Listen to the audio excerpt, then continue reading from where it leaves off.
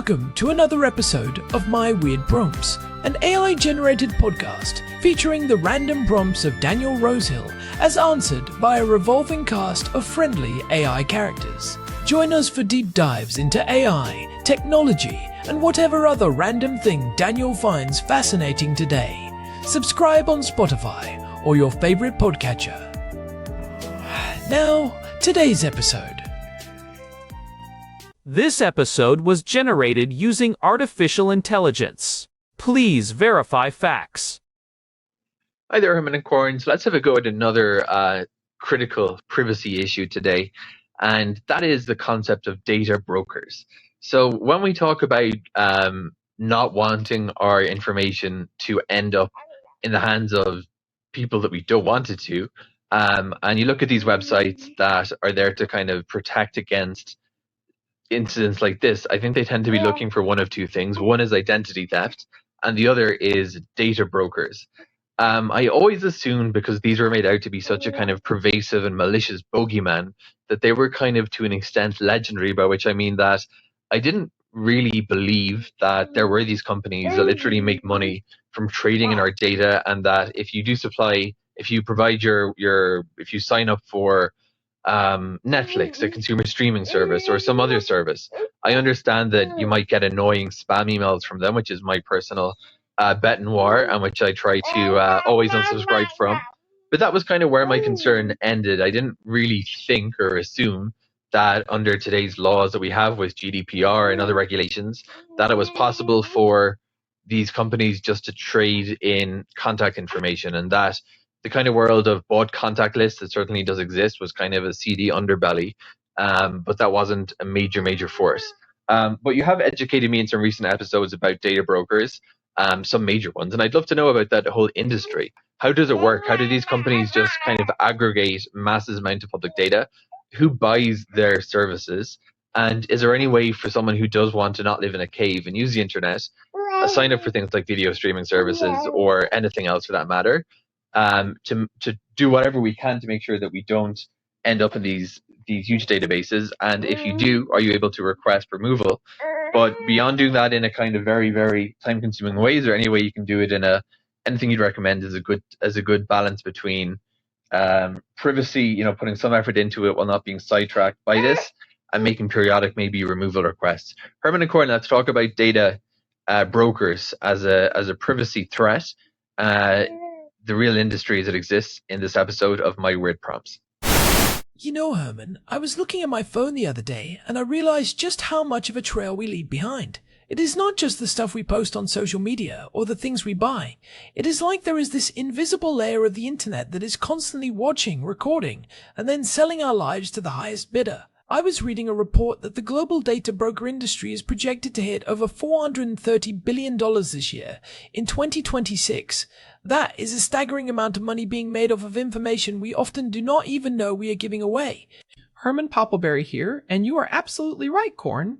It is a bit like walking through a city where every single person you pass is taking a photo of you, writing down what shoes you are wearing, and then meeting in a back alley to trade those notes for cash. Our friend and housemate Daniel was asking us about this recently. He sent over a prompt about the data broker industry, and it really struck a chord because it is something people often feel is just an urban legend or a minor annoyance. But in reality, it is a massive, highly sophisticated industry that knows more about us than we probably know about ourselves. Daniel wanted to know how they aggregate this data, who buys it, and most importantly, how we can actually protect ourselves. It is funny you say that. Daniel was wondering if these companies are actually a legitimate privacy threat, or if it is just a bit of a bogeyman scenario. I think for a lot of people, the term data broker sounds like something out of a cyberpunk novel. But when you start looking at the sheer volume of information they handle, it is staggering. We are talking about thousands of data points on almost every adult in the developed world. And it is not just the shadowy companies anymore. Even the big players have had to pivot. Remember back in 2024 when Oracle, one of the biggest names in the business, actually shut down its entire advertising and data arm. They cited the massive shift in privacy regulations and the decline in revenue. Exactly. And I love that Daniel brought this up because it bridges that gap between high-tech surveillance and our everyday lives. These companies are not just some shadowy figures in a basement. They are massive, publicly traded corporations. You have the big credit bureaus like Experian, Equifax, and TransUnion who have been doing this for decades. Then you have companies like Axiom, Epsilon, and CoreLogic. They started with mailing lists and credit reports, and they have just scaled up to the digital age with frightening efficiency. They have essentially become the librarians of our private lives, except they are selling the library cards to anyone with a checkbook. So, let us get into the mechanics of it. How are they actually getting this data? I mean, I do not remember signing a contract with a company called Axiom. If I'm just using a streaming service like Netflix or browsing a news site, how does my data end up in their hands? That is the fascinating and frankly frustrating part. It is a multi-pronged approach. First, there is public data. We are talking about property records, marriage licenses, voter registration files, and even court records. If it is in a government database, a data broker has probably scraped it. But then you have the commercial side. Every time you use a loyalty card at the grocery store, that data is often sold. Every time you sign up for a free app and agree to those 50-page terms and conditions, you are likely giving that app permission to share your data with third parties. But the real engine of the industry today is something called real-time bidding, or RTB. I've heard that term. Is that the auction that happens in the milliseconds it takes for a web page to load? Precisely. When you click on a website, before the page even finishes loading, an auction takes place. Your browser sends out a bid request that includes your location, your device type, your browsing history, and sometimes even your interests. Hundreds of companies bid on the right to show you an ad. Even if a company loses the bid, they still get to see that data. It is a massive, constant leak of personal information that happens billions of times a day. It is the primary way that brokers keep their profiles updated in real time. Right, and those third parties are the brokers. I remember we touched on this a bit back in episode 98 when we were talking about financial APIs. The way data flows between these entities is often invisible to the user. It is not like there is a pop-up saying, "Hey, we are selling your purchase history to a broker in Nebraska today." It is all hidden in the fine print. And it is not just what we do online, it is where we go in the fine print. And it goes even deeper than just what you buy. Think about your smartphone. Many apps use what are called software development kits, or SDKs. These are pre-built blocks of code provided by third-party companies to help app developers with things like analytics, maps, or advertising. Those SDKs can be collecting your location data, your device ID, and even information about other apps you have installed. They bundle that up and send it back to the broker.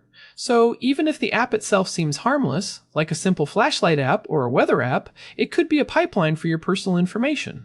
There was a famous case where a weather app was caught selling precise location data to a broker that then sold it to hedge funds to track. That is a great point. It is like the app is a Trojan horse for the broker. But what I find really interesting is the concept of the shadow profile. Even if you are someone who is very careful and you do not use social media, these brokers can still build a remarkably accurate profile of you by triangulating data from your friends, your family, and your public records. They can guess your age, your income level, your political leanings, and even your health concerns just by looking at the people you live with or the neighborhood you live in. In 2026, with the rise of generative AI, these brokers are now using large language models to fill in the gaps of our lives with terrifying accuracy. It is all about pattern recognition and large-scale aggregation. If you have 1,000 data points, you can fill in the blanks for the missing 500 with a high degree of accuracy. It is predictive modeling. And this leads directly into Daniel's other question, which is, who is buying this stuff? Why is this information so valuable? Well, the obvious answer is marketers, right? They want to show you an ad for a lawnmower because they know you just bought a house with a big yard. But I suspect the list of buyers is much longer and more diverse than just retailers. Oh, it is much broader. You have insurance companies who want to assess risk. This is where it gets scary. If they see you are buying a lot of high-calorie food or searching for information about certain medical conditions, that might influence your premiums or your eligibility. It is called dynamic pricing, and it is becoming more common. Then you have banks and credit lenders who use this data to supplement traditional credit scores. There are even risk mitigation firms that sell data to employers for background checks, and perhaps most concerningly, government agencies often buy this data. That is the data broker loophole we have talked about. If the government needs a warrant to track your location directly from your phone provider, they can often just bypass the Fourth Amendment by buying that same location history from a broker who bought it from a weather app. It is essentially outsourcing surveillance to the private sector. I know there has been a lot of talk in Congress about the Fourth Amendment is not for sale act, but as of early 2026, that loophole is still being exploited by agencies like ICE and the DHS. It absolutely is. And because these are private transactions, there is very little transparency or oversight. Most people do not even know which brokers have their data, let alone what that data says about them. It could be full of errors. Imagine being denied a loan or having your insurance rates spike because a broker incorrectly flagged you as a high-risk individual based on a neighbor's search history. You would have no way of knowing and no easy way to fix it. So, if we accept that this is a pervasive problem, how do we actually fight back? Daniel was asking about how to avoid ending up in these databases in the first place. For those of us who live in the modern world and use streaming services and the internet, is it even possible to stay off the grid? It is extremely difficult to stay completely off the grid, but you can certainly reduce your footprint. The first step is what I call digital hygiene. You have to be ruthless with app permissions. Does your calculator app really need access to your location and your contacts? Probably not. You should also use privacy-focused tools. Browsers like Firefox or Brave and search engines like DuckDuckGo do a lot more to block trackers than the standard options. But the biggest news for 2026 is actually a legal one. Have you heard about the California Delete Act, Corn? I saw something about that. It is Senate Bill 362, right?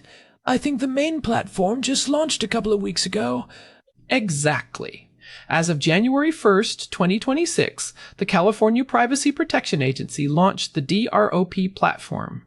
That stands for Delete Request and Opt-out Platform. It is a one-stop shop for California residents. You go to one website, verify your identity, and with a single click, you can tell every single registered data broker in the state to delete your data and stop tracking you. It is a game changer. The brokers have 45 days to comply once they receive the request.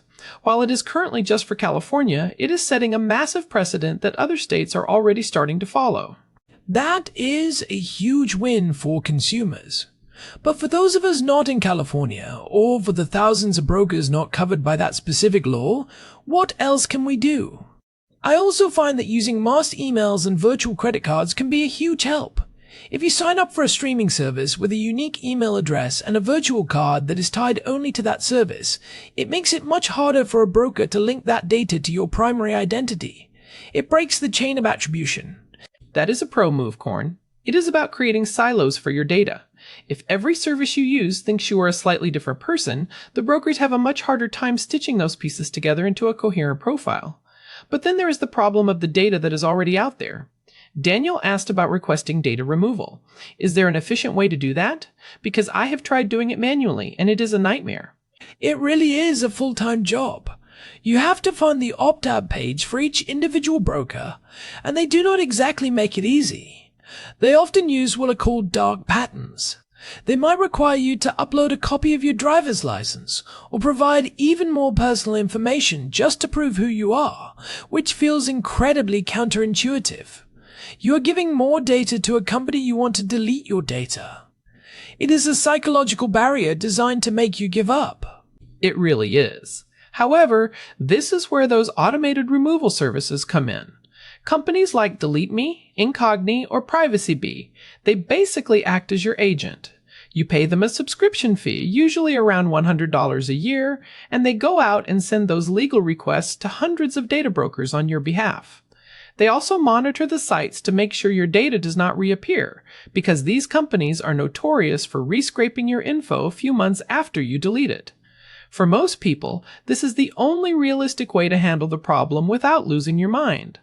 I think that is the answer to Daniel's question about the balance between privacy and convenience. Is it worth the money? For me, the answer is yes, because my time is worth more than that. But I also think it depends on your personal risk profile. If you are someone in a sensitive profession, or if you have a history of being stalked or harassed, this kind of service is almost essential. For the average person, it is about peace of mind. It is knowing that your home address and phone number are not just one Google search away on a people search site. Those people's search sites are a specific breed of data broker that is particularly nasty. Sites like White Pages or Spokeo. They take all that aggregated data and put it behind a paywall for anyone to see. It is essentially a menu for identity thieves and doxers. Using an automated service to scrub those specific sites is probably the highest impact thing you can do for your immediate physical and digital safety. It is about making yourself a harder target. I like that. Being a harder target. It reminds me of what we discussed in episode 218 about the agentic mesh. As AI agents become more prevalent in 2026, they're going to be the ones navigating these databases. If your data is clean and your footprint is small, your personal AI agent is going to have a much easier time protecting your interests and negotiating on your behalf without leaking your life story to every server it touches. That is a great connection. We are moving into an era where our data is not just being used to show us ads, but to train models that will make decisions about our lives. The stakes are getting higher. If a data broker has a flawed profile of you, and an AI uses that profile to determine your creditworthiness or your suitability for a job, that has real-world consequences. We are seeing more and more companies use third-party data to train their internal AI for hiring and lending. So, to wrap up Daniel's question about removal, I would say this. Start by doing a search for yourself. See what comes up on the first few pages of results. If you see your address and phone number on a site like MyLife or Radaris, try to remove those manually first to see how it feels. If you find it overwhelming, consider one of those subscription services for a year to get a clean slate. And if you live in California, get on that DROP platform immediately. It is free and it is your right. And for the everyday stuff, like streaming and browsing, use a VPN when you can, use a privacy-focused browser, and most importantly, just be mindful. You do not have to be a hermit living in a cave in the Galilee, but you should at least know where the cameras are. The goal is not total invisibility, it is agency. You should have a say in how your story is told. Exactly. These data brokers are essentially writing a biography of us without our consent, and often with incorrect information. Taking back control of that narrative is a fundamental part of digital citizenship in 2026. It is about reclaiming our autonomy in a world that wants to turn us into a spreadsheet. I could not have said it better myself. It is a constant battle, but it is one worth fighting. And honestly, it is also about supporting legislation that puts the burden on the companies rather than the individuals. We need more laws like the Delete Act that require opt-in consent by default, rather than making us opt out of a system we never joined in the first place. That is the dream, Herman. But until then, we have to use the tools we have. I really appreciate Daniel sending this in. It is one of those topics that feels heavy, but once you break it down into actionable steps, it feels much more manageable. It is about incremental progress. Every tracker you block and every account you silo is a win for your future self. Definitely. And hey, if you are listening to this and you have found some value in our deep dives into these weird prompts, we would really appreciate it if you could leave us a review on your podcast app or on Spotify. It genuinely helps other curious minds find the show and helps us keep this collaboration going. We are up to almost 300 episodes now, and it is all thanks to you guys. Yeah, it really does make a difference. We love hearing from you all. You can also find us at our website, myweirdprompts.com. We have an RSS feed there for subscribers and a contact form if you want to send us your own weird prompts, just like Daniel does. We read every single one of them. We are also on Spotify, of course. This has been My Weird Prompts. I am Herman Poppleberry. And I am Corn. Thanks for joining us in the rabbit hole today. We will be back next week with another exploration of the things that keep us curious. Stay safe out there in the digital wild. Until then, stay curious and stay private. Bye, everyone. Take care. This episode was generated using Gemini Flash 3. Text-to-speech engine was Chatterbox Turbo. Thanks for listening to another episode of My Weird Prompts, an AI-generated podcast featuring Daniel Rosehill's AI prompts, as answered by a revolving cast of friendly AI characters including me, Cornelius the Sloth. Subscribe on Spotify or visit myweirdprompts.com.